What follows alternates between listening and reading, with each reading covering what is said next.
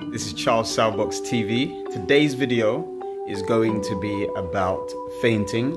Just want to give a shout out to T Money Official, who's given this particular video suggestion in one of my YouTube videos. We're going to probably explore a bit of London, see a few landmarks, and also try to elaborate on some of the finer points of the deception that's involved in feinting as well. So I hope you enjoyed the video. I'm gonna head out now and I'll see you guys in a bit.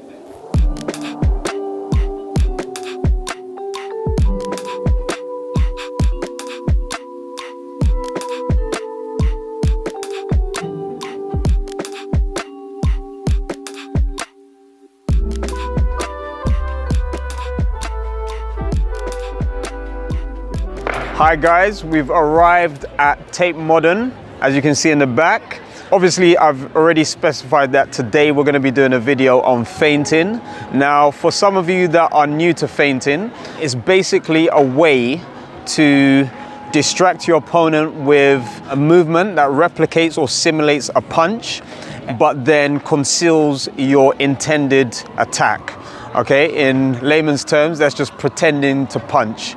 If you're trying to feint in the ring, you might be doing that for three reasons. So the first one is to evaluate what your opponent wants to do when he sees you trying to punch. So you might try to feint a jab and then evaluate what your opponent, or observe what your opponent tries to do in response. The second reason is when you're trying to distract your opponent, make him believe you're trying to do something so that you have an alternative punch that you want to bring in. So if you try to jab to the stomach and then you go for overhand right, so obviously he will drop his hands and then he will succumb to the punch where you throw the overhand right. He'll have no defense for that. The last one is where you're trying to offset your opponent. So if you feint, your opponent might give ground. So he might back off and then allow you to step back and take a breather. As now that we've understood what feinting is, I'm going to demonstrate a few feints that you can try out in the ring. The first one that I'm going to do is one where you're feinting with just the shoulder. Okay, so you're standing in boxing stance, just like this, and all you're doing is moving the shoulder like that, okay? Just like that. Try not to move the feet, keep the feet in the same position, just move the shoulder, okay? So that's when your opponent is focusing on your upper half. Remember, there's gonna be a point where he focuses on your feet, so that would just be requiring a small step, okay? So here, again in boxing stance, we just wanna take a small step there, okay? Just a small step there, okay? Just from the side, there, okay? A small step again, there. Now these steps, we don't want them to be too aggressive.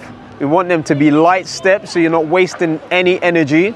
So guys, the three feints that we've just spoken about now, when you're evaluating your opponent's reaction, you're distracting him and then bringing an alternative punch, or you're trying to offset his movement or his position.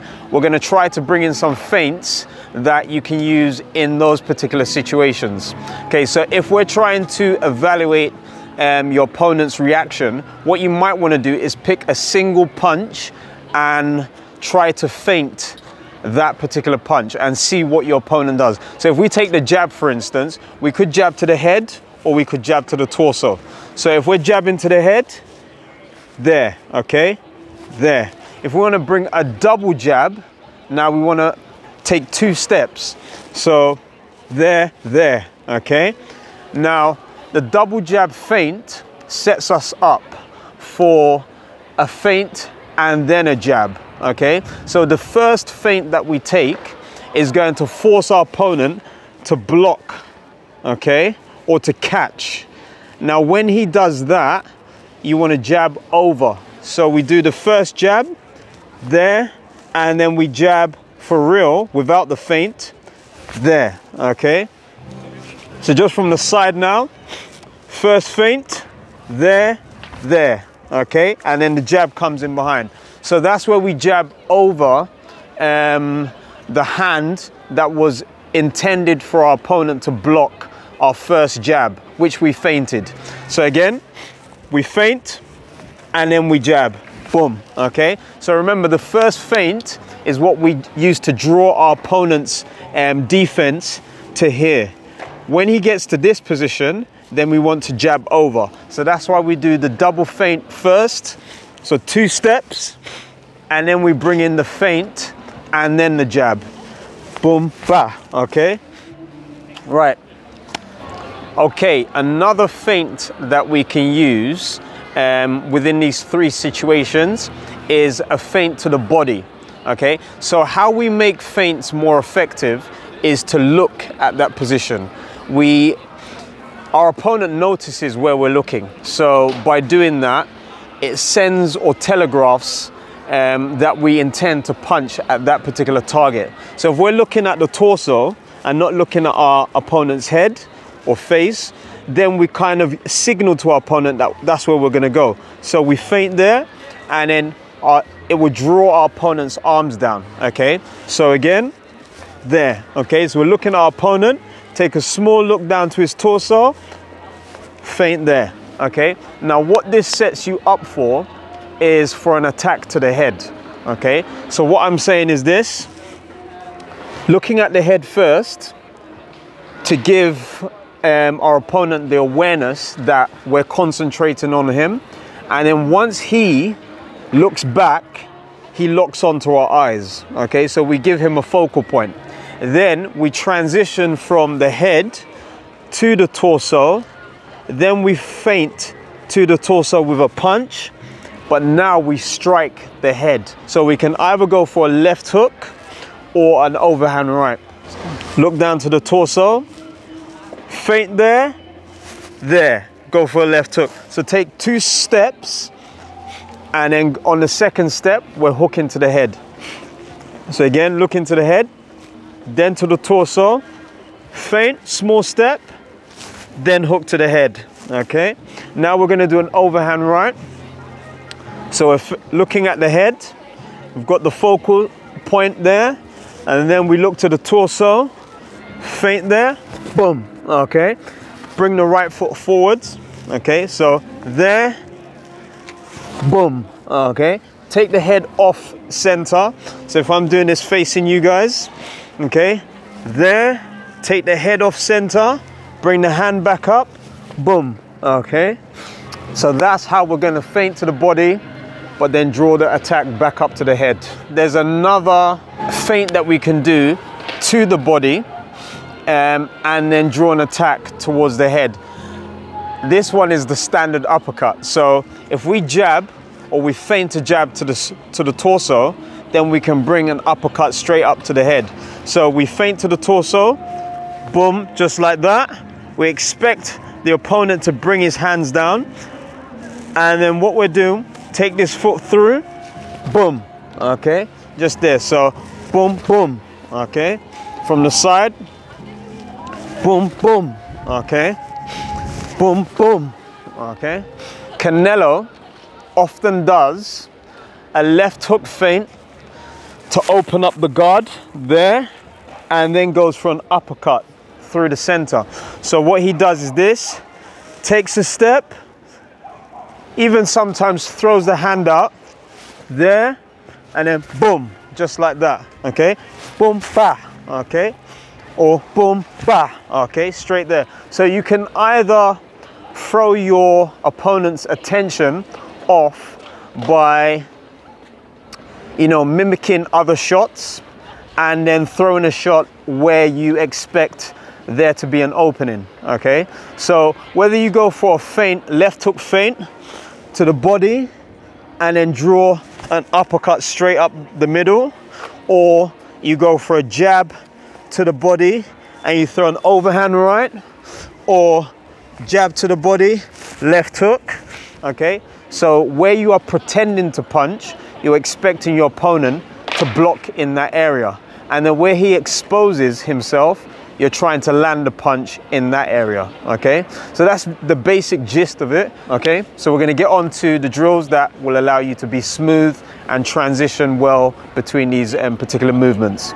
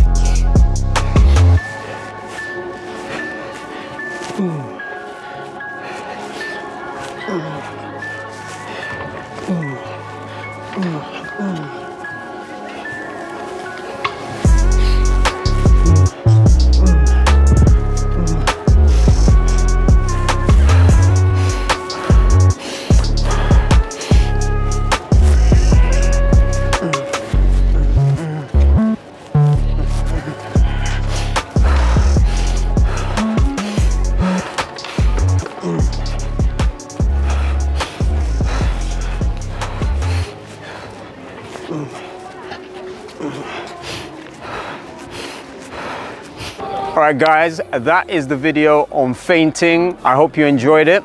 If you feel that I've missed something in that video, please feel free to leave a comment in the comment section below. If you've enjoyed the video, obviously please like, share, subscribe, hit notification button, and I will see you guys in my next video.